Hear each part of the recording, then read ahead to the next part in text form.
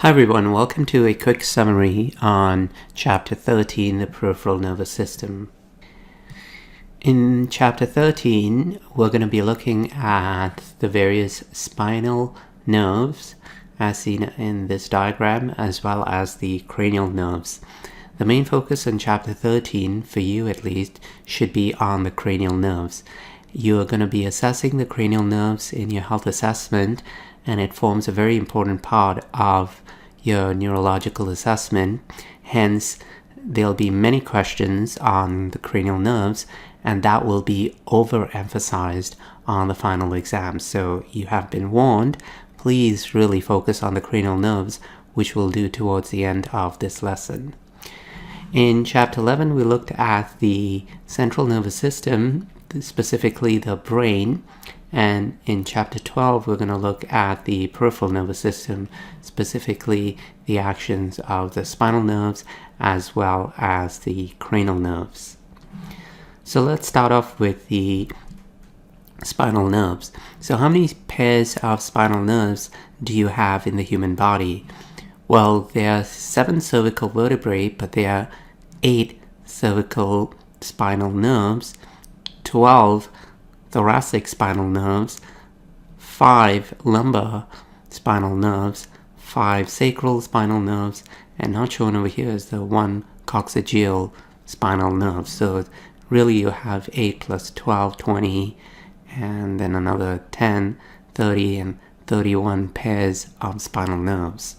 The spinal nerves that you see over here, all the cervical, thoracic, lumbar, sacral nerves, are actually the ventral rami of the spinal nerves. We'll see what a ventral and dorsal rami are on the next slide, but the actual spinal nerve is only intact just as it exits through the intervertebral foramen, and then it splits up into a ventral rami that goes to the front of the body and a dorsal rami that goes to the back. The ventral rami is much bigger because there's more stuff on the front of the body, all the skin, organ, muscles, etc., compared to the back, in which there's only the skin of the back and a few muscles, right?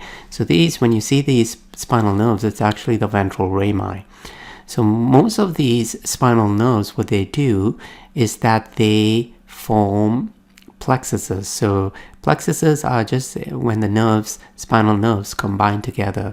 So there's a plexus over here, C5, C6, C7, C8, and T1, that will combine together to form what's known as the brachial plexus. So that's the brachial plexus. And the brachial plexus will give rise to the nerves that innervate your arm. So the brachial plexus, the C5, C6, C7, C8, T1 will join up, and then it's rather complicated really. They'll join up together, then they'll branch off, and then they'll join up again, and then they'll branch off again, kind of like that, right? It's much more complicated than that, but we are just simplifying it. Eventually it goes into your arms. Over here, 3 nerves, which I'll ask you to know briefly. It's not really difficult. There's the median nerve, there's the radial nerve, and the ulnar nerve. And there are a couple of others which we won't get into. The more important reason is trying to explain why do these spinal nerves form plexuses to begin with. And I think the reason's pretty obvious. If, for example, just C5, if you just draw that over here, went out on its own and innervated, or I don't know, just say the biceps brachii muscle, if for whatever reason it got severed or got damaged, well, now you could no longer flex your arm. So that's not a good thing. And that's the reason why they form plexuses. In forming plexuses, if one part, say C5, becomes damaged, you don't lose complete control over that part of the arm. Here, the workload, so to speak, or the sensory and motor information is spread out over there. So a damage to or injury to one particular spinal nerve It's not going to affect the entire arm. So that's the reason why you form plexus. It's a neat way to protect the innervation of the body. Once you get to the thoracic nerves, they, however, don't really form plexuses. They go straight on through. So they'll just go around your chest, etc. T2, T3, T4, etc. Right? So they don't form plexuses over there. They really only innervate the muscles of the chest wall as well as the skin of the chest wall. Right? And on the lumbar plexus, on the other hand, they do form a plexus again. So these lumbar nerves will combine together to form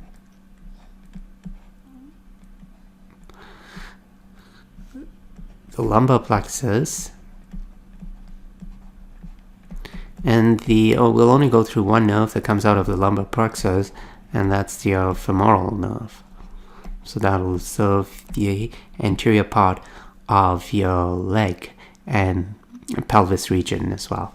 And then we have the sacral plexus. L5 also joins a bit into it. Right, so that's the sacral plexus.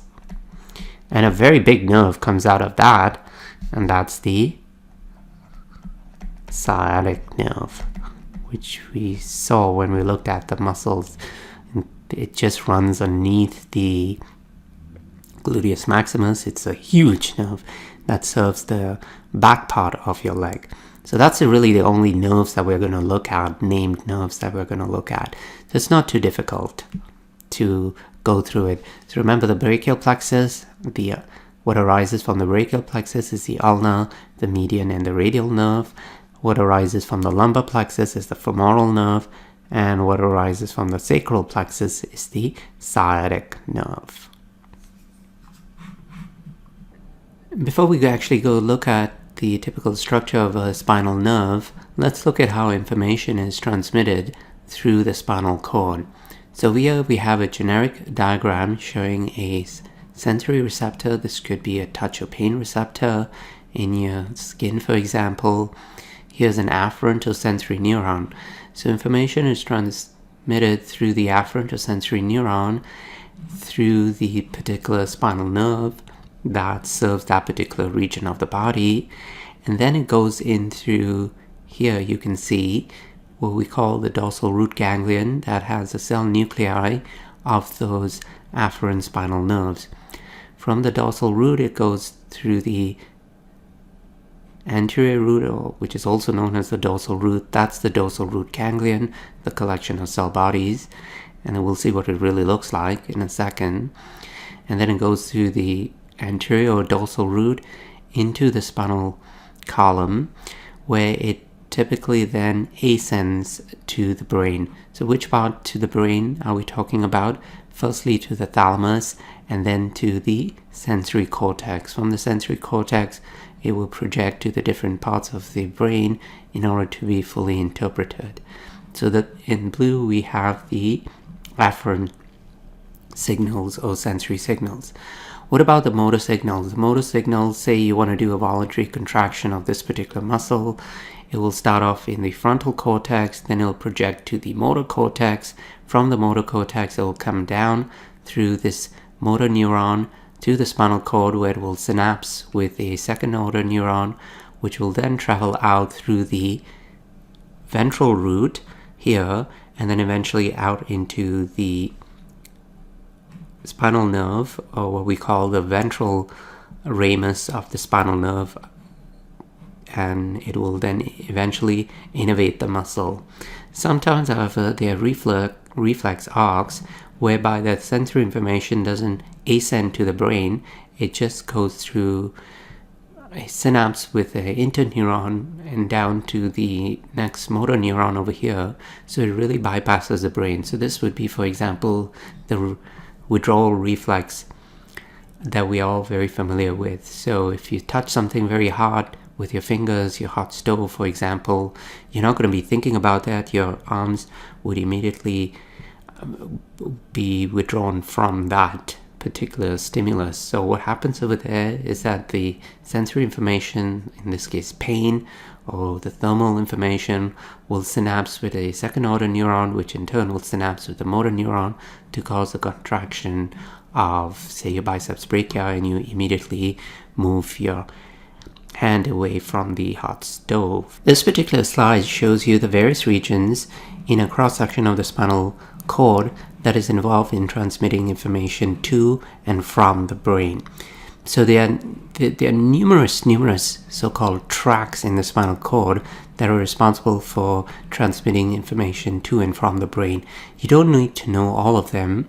I would suggest you know one sensory tract, and remember the sensory tract would be information ascending the spinal cord towards the brain, shown in blue over here, as well as one motor tract, which would be information coming from the brain down through the spinal cord to, say, the muscles. The names of these tracts are actually quite straightforward. The spinothalamic tract tells you that the information is going from the spinal cord, that's the spino, to the, no surprise, the thalamus. So the spinothalamic tract is a sensory tract, or an ascending tract, that carries sensory information from one of the spinal nerves all the way to the thalamus. A descending tract, an example of which is the corticospinal tract, transmits information from the cortex, that's the cortical part, to the spinal cord, that's the spinal part. So that'll be a motor tract. There are various other sensory and motor tracts. You don't need to know all of them. I suggest you know at least one sensory tract and one motor tract. Here we have a diagram that we all have to label, showing you the cross-section of the spinal cord as well as the spinal nerves over here. So we'll start off with, I like to start off with this particular structure over here, which will go in this box. This is called the dorsal root ganglion. It is the collection of cell bodies from the sensory neurons. So the sensory neurons, which I'll draw in red over here, coming out over here, for example, even from here, the sensory neurons nerves that will come from here to here. Here's the little cell bodies over there, and then it will continue into this particular part, and that's called the dorsal root of the spinal nerve. And similarly, this is called the ventral root of the spinal nerve. A ventral, another term for ventral is anterior, and another term for the dorsal is posterior. But in the case of the spinal cord terminology, we'll stick with dorsal and ventral because that's what's typically used. So the sensory nerve could be coming from whatever sensory receptor is over here through the spinal nerve into the dorsal root ganglion, collection of cell bodies, and then out into the dorsal root itself. Here it will synapse with another one, and then it will travel up towards the brain through, say, the spinothalamic tract over there. So information will be transmitted up to the brain, to the thalamus specifically. Let's look at a couple of other structures over here. This thing right over here, whereby these two rami join up, is the actual spinal nerve. So this spinal nerve is, say, a typical thoracic spinal nerve. You can see it originates with the dorsal and ventral roots, and that's the only true part of the entirety of the spinal nerve. And then it immediately breaks off into two branches. The branch that goes towards the back or the posterior is called the posterior rami, or ramus for singular, and the part that goes towards the front of the body is called the anterior or ventral rami.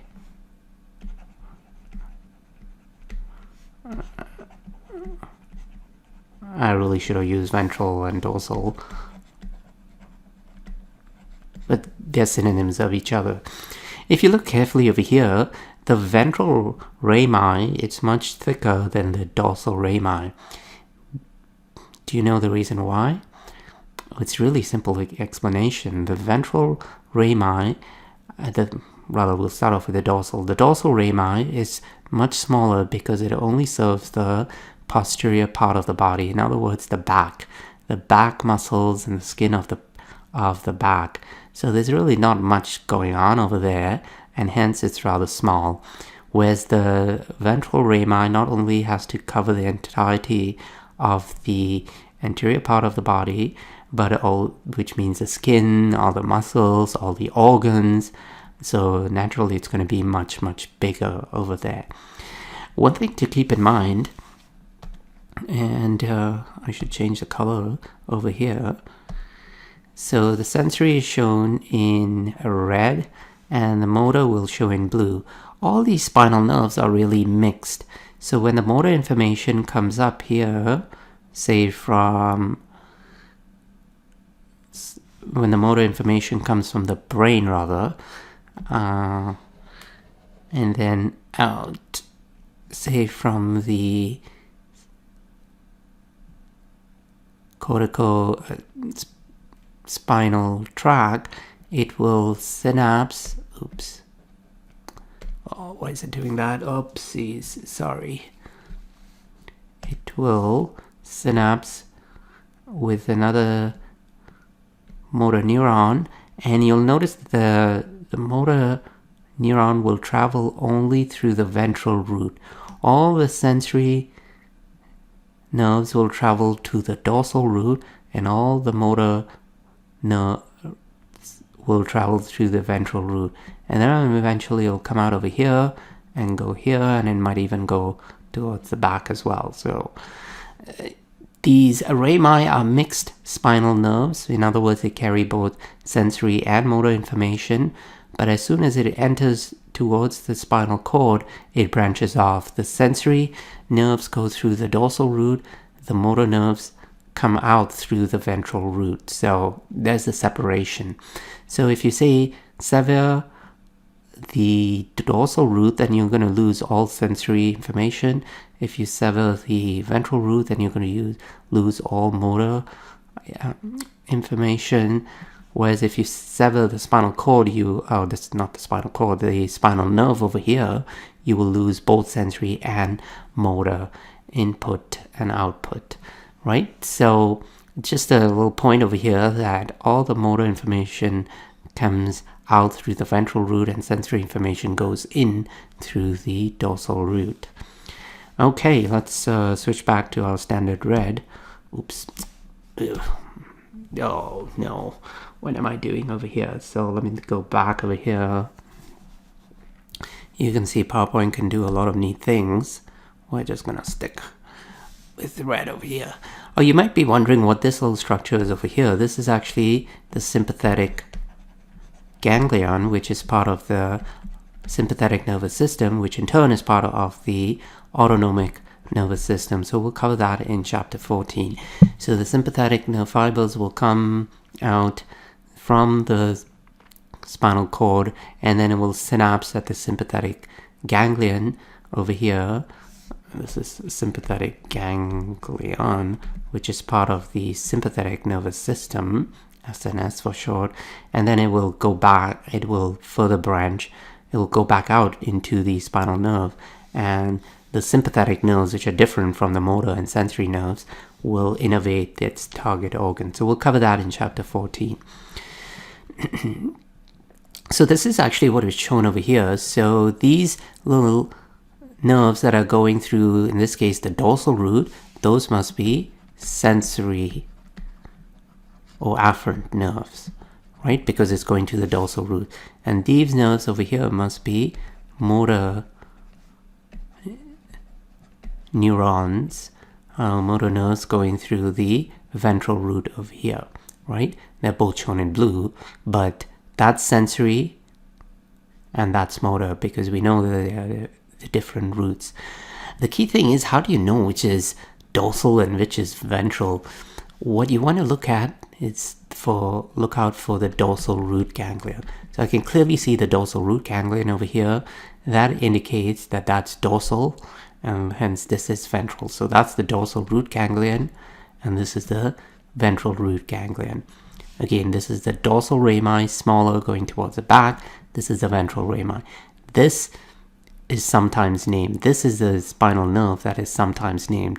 In the case of the thoracic nerves, they are not named, but the cervical and lumbar nerves and so forth, they're actually named.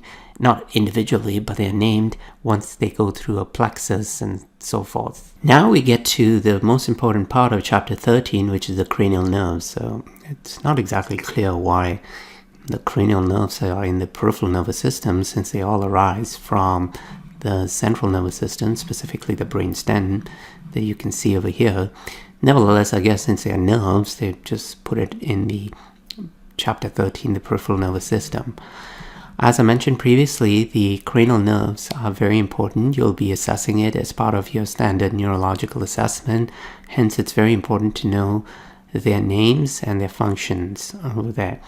Firstly, we'll start off with the fact that the cranial nerves are all labeled with Roman numerals. So please make sure that you know all your Roman numerals. Cranial nerve 1 is the olfactory nerve, and what you need to know is that it is exclusively a sensory nerve. So these cranial nerves can be divided into several categories. Are they sensory, are they motor, or are they mixed? Cranial nerve 1, the olfactory nerve, is a sensory nerve that carries sensation of smell from the cribbobone plate from your nose all the way to the nuclei of the spinal nerve, and then it will be interpreted in the cerebral cortex. So that's CN1. CN2 is the optic nerve that's involved in vision. It carries information from the retina to the visual cortex, which is part of your occipital lobe. So the optic nerve is again a exclusively sensory neuron. Cranial nerve 3 is the oculomotor nerve. It is exclusively a motor, has exclusively motor function. It controls, as we'll see, the extrinsic eye muscles, so the extraocular eye muscles that help to move your eyes up, down, left, right, so to speak. In addition, one more way in which we can categorize these cranial nerves is by the fact whether they carry parasympathetic nerve fibers. So the parasympathetic nervous system is actually part of the cranial nerves. So parasympathetic nerve fibers run through some of these cranial nerves, as well as the sacral nerves that we saw previously over there. So we'll cover more about the parasympathetic nervous system in chapter 14. But nevertheless, over here, it's important to know that cranial nerve 3 also carries not just motor neurons, but it also carries parasympathetic nerve fibers that control the pupil of the eye as well as the ciliary muscles. So when we do chapter 14, we'll see the parasympathetic nervous system causes the pupil to constrict, and that's through the parasympathetic nerve fibers that run in cranial nerve number 3, the oculomotor nerve. Cranial nerve number 4 is also one of 3 nerves that are involved in extraocular eye movement, so eye movement in general. As you can see, there are 3 cranial nerves that are devoted just to moving your eyes, and that is cranial nerve 3, the oculomotor nerve, cranial nerve 4, the trochlear nerve, and cranial nerve number 6, the abducens nerve. So 3, 4, and 6 are all involved in the extraocular eye movements. So 3 is a motor nerve, as is 4, as is 6. But remember, 3 also carries parasympathetic nerve fibers. Now we'll look at the trigeminal nerve, which is a very large cranial nerve that is made up of 3 separate branches. CNV1, which is the ophthalmic nerve, V2, which is the maxillary nerve, and V3, which is the mandibular nerve. The trigeminal nerve is the first mixed cranial nerve that we'll meet. In other words, it has both motor and sensory function. So in the textbook, there's a nice acronym, or mnemonic rather, that you can use to remember which of the cranial nerves are sensory and which are motor, which goes, some say marry for money, but my brother says big brains matter most. As some say marry for money, but the B stands for both. My brother says that sensory, big brains matter most. All right, so you can use that mnemonic, or you can use any other mnemonic that you like, but you need to be able to tell which cranial nerves are sensory, which cranial nerves are motor, and which are both or mixed. Also, there are various mnemonics to help you remember the first letters, at least, of all these cranial nerves. So I'll leave it to you to do that on your own. But suffice to say, you need to know the Roman numerals, you need to know the names of all the cranial nerves, and you need to know whether they're sensory or motor, or both. And lastly, you need to know which cranial nerves carry the parasympathetic nerve fibers. Thus far, we've met only one, which is cranial nerve number 3, that carries the sympathetic nerve fibers. The other being 3, 7, 9, and 10. Those carry the sympathetic nerve fibers. So we got a bit distracted, but going back to cranial nerve 5, the cranial nerve 5 is a mixed nerve that carries both motor and sensory information. The sensory information is from the 3 parts of the face: the ophthalmic, the top part, the middle part, the maxillary, and the bottom part, the trigeminal. And so that's sensory data from the palate, the teeth, the gums, the face, as well as the cornea. And the motor part comes from the fact that the trigeminal nerves is responsible, more specifically the mandibular nerve, or V3, is responsible for the muscles of mastication. So we're talking about the temporalis, the masseter, buccinator, etc. It also innervates all the floor muscles of the mouth as well. So that's the motor part, biting and chewing, if that will help you remember the muscles of mastication. So that's the trigeminal nerve. The mandibular nerve is also really responsible for the sensory information coming out of the anterior 2/3 of the tongue. We'll see where the posterior 1/3, which cranial nerve is responsible for that. Moving along, we've already looked at the abducens nerve. The abducens nerve causes lateral eye movement. It is one of 3 cranial nerves involved in the movement of the eye itself. So it controls the extraocular eye muscles, and that'll be the cranial nerve 3, oculomotor, cranial nerve 4, the trochlear nerve, and now cranial nerve 6, the abducens nerve. All 3 are motor nerves. CN6, now CN7, which is the facial nerve. That's another mixed nerve. It carries both motor and sensory information. The sensory part is also information from the anterior 2/3 of the tongue. The motor part is the facial muscle. It controls all the facial muscles. And then it has, lastly, its claim to fame is that it carries parasympathetic nerve fibers. The other nerve that we saw that carries parasympathetic nerve fibers is cranial nerve 3, now cranial nerve 7. So cranial nerve 7 carries parasympathetic nerve fibers that are mainly involved in salivation. So these parasympathetic nerve fibers innervate the submandibular gland, the sublingual gland, the palatine glands, and also the lacrimal glands. So tears. That's cranial nerve 7. Facial expression and salivary glandic secretion, that will be the parasympathetic component, and then the sensory component is taste from the anterior 2/3, as well as all the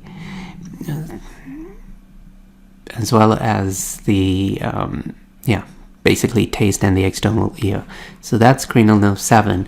Cranial nerve 8 is the vestibulocochlear nerve. It's purely a sensory nerve. It carries information from the cochlea, which is the hearing organ. We'll cover that in chapter 15. And the vestibules, which is the organ that is responsible for the sense of balance.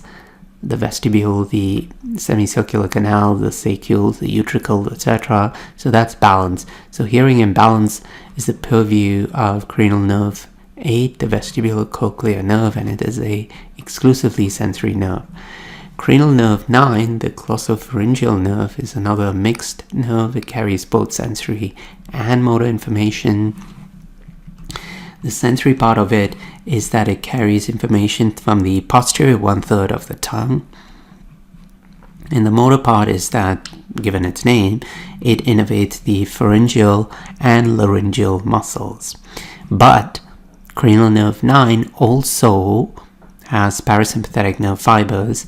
It innervates the main salivary gland, which is your parotid gland over there. So there's the third cranial nerve that has parasympathetic nerve fibers. Thus far, we've seen cranial nerve 3, 7, now 9. And the last one that carries parasympathetic nerve fibers is actually the vagus nerve, cranial nerve 10. So cranial nerve 10 is actually most famous for carrying the parasympathetic nerve fibers.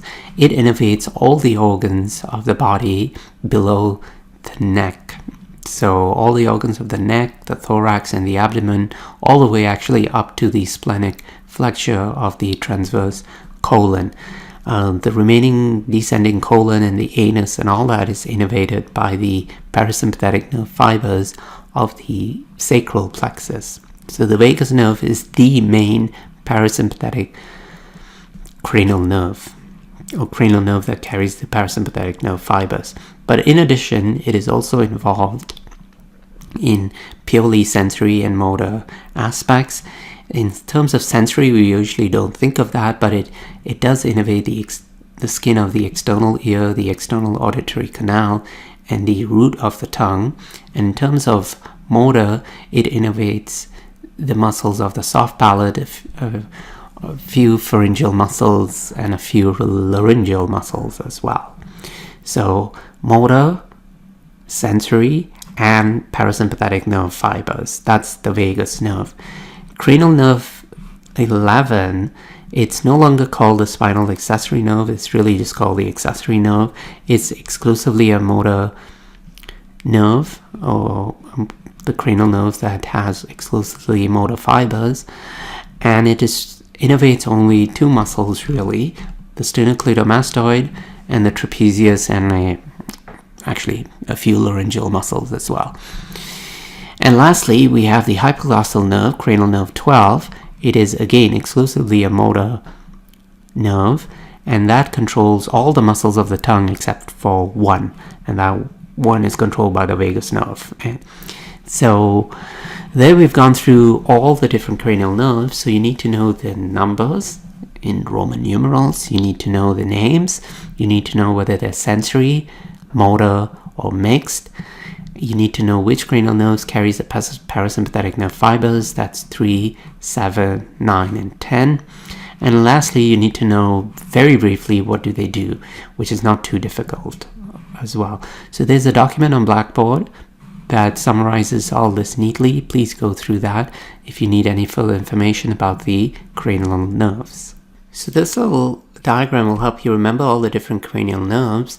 This is cranial nerve number 1, the olfactory nerve, cranial nerve number 2, the optic nerve. What cranial nerves are responsible for controlling the extraocular eye muscles? Cranial nerve number 3, the oculomotor nerve, cranial nerve number 4, the trochlear nerve, and cranial nerve number 6, the abducent nerve. Here, sensory information from the face, that's cranial nerve number 5, the trigeminal nerve. The muscles of mastication, also cranial nerve number 5. And that's why it's such a big one. That's this one over here, right? That's the big cranial nerve number 5. Cranial nerve number 6, we've already done. That's one of the cranial nerves that controls the extraocular eye movement. What about the muscles of the face? That will be the facial nerve, cranial nerve number 7. Here's the cochlea and here's the vestibule. The vestibular cochlear nerve, that's cranial nerve number 8. The muscles of the pharynx as well as the muscles of the larynx, and that's cranial nerve number 9.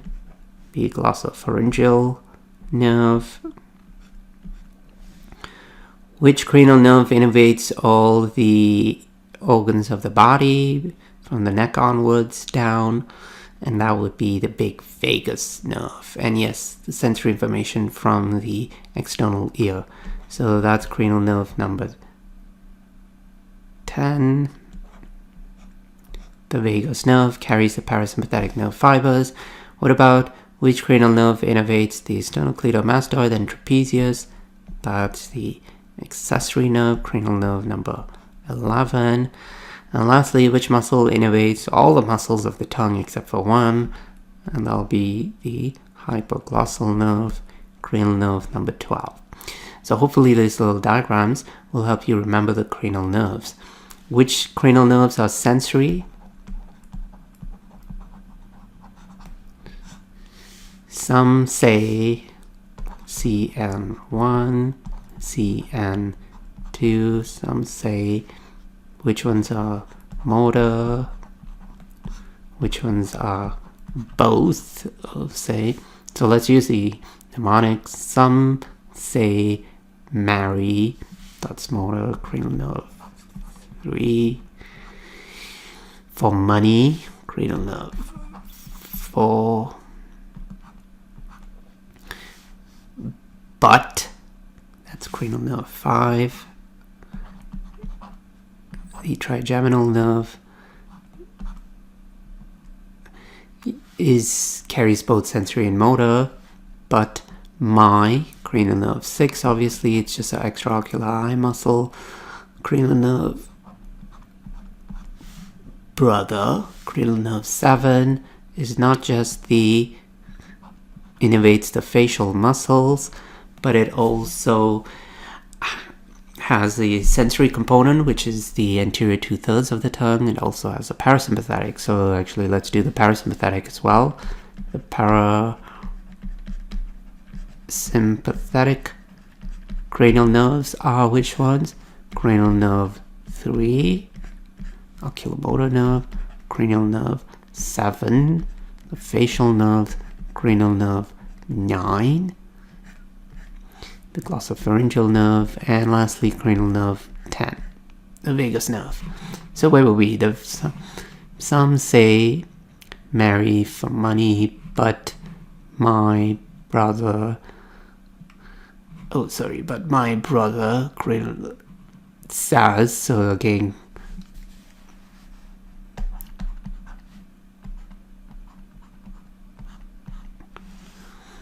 big,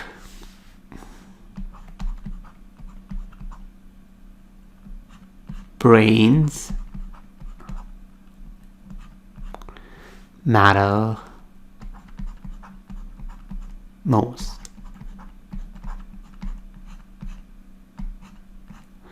Okay, so there's a mnemonic that we use to help us remember that. So bottom line is you need to know sensory, motor, both, and which carries parasympathetic nerve fibers. And as you can see, we very quickly did the functioning. So if you remember these pictures, you'll remember the functions of the cranial nerves. Now we'll look at a couple of pictures that will try to help us identify which cranial nerve has suffered a lesion. You're not going to need to know this for the test, but this will help you reinforce the information about which cranial nerves control which structures. When you do a neurological assessment, this is exactly what you're looking for to see which cranial nerves are functioning properly and which aren't. So if you look at this picture, obviously you can see the eyes are not the same. This particular eye is adducted inwards and upwards over here. So which cranial nerve has been affected? And what you need to realize is that the movement of the eye, it's all controlled by the extraocular eye muscles, which we'll cover in a little bit of detail in chapter 15. But the extraocular eye muscles are all innervated by the cranial nerves. Which cranial nerves is the question. So for the extraocular eye muscles,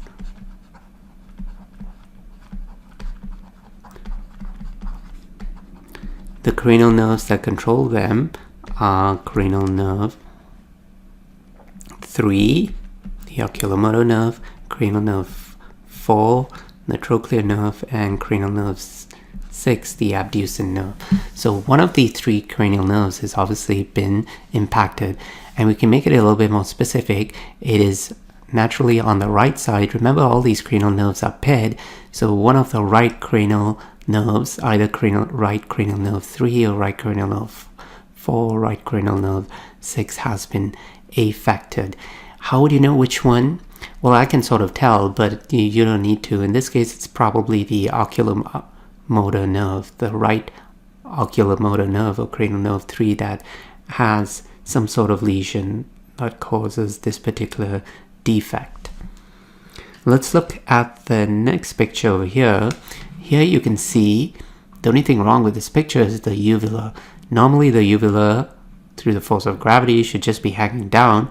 In this case, it's deviated to one side, and hence what that means is you need to know which muscles, which cranial nerves controls the muscles of the palate over here, the pharyngeal muscles really over there, and that would be cranial nerve number, no surprise, cranial nerve number not 10 but 9.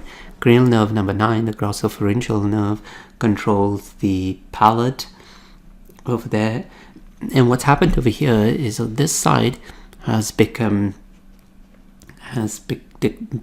weak, and the muscles over here have become weak. The muscles over here are normal, and what happens is because the muscles over here are normally innervated, they contract normally, and hence the uvula gets pulled towards the normal side, or more specifically how it's really described is the uvula deviates away from the lesion. So the lesion is on the left side over here, hence it's the left cranial nerve 9, the left glossopharyngeal nerve that has been affected. The muscles here are very weak, and the uvula gets pulled to the normal side. So when you do a neurological examination, and if you see a deviated uvula, well, now you know, and it deviates away from the side of the lesion. So the left glossopharyngeal nerve has been affected. What about over here when you do a full visual test over here? So in this case, look up and to the right, look up and to the left, etc. Look left, look straight, look right. Oh, sorry, look right, look straight, look left, look down and right, look down and left over there. So if you notice carefully, it's a bit subtle over here, but even when looking straight, you can see this little pupil is elevated a little bit over there, and over here especially, look down and to the left eye cannot do that over there. So firstly, we know it's the lesion on the left eye over there, and secondly, you can also see it over here. Yeah, it's best viewed in this picture over there. So it's the left, one of the left cranial nerves. Which one? Well, it's the ones that control the extraocular eye muscles. Again, cranial nerve number 3 or 4 or 6. Which one? Again, it's quite difficult. In this case, it's likely the trochlear nerve that controls the superior oblique muscle, because the superior oblique muscle causes you to look in this direction over here. right, down and out, so to speak. So that's going to be a little bit difficult to assess properly, but nevertheless, when you see something like this, at the very least, you should say that either cranial nerve number 3, 4, or 6 has been affected. That brings us into this little lesson over there. Hopefully, for chapter 13, you realize that the main focus of chapter 13 is the cranial nerves, so please spend a lot of time on that. Know the numbers, know the names, know whether they're motor, sensory, or both, and which carries parasympathetic nerve fibers. So that should be your main focus. As I said, the cranial nerves will be overemphasized on the final exam. Thanks, have a great day, bye.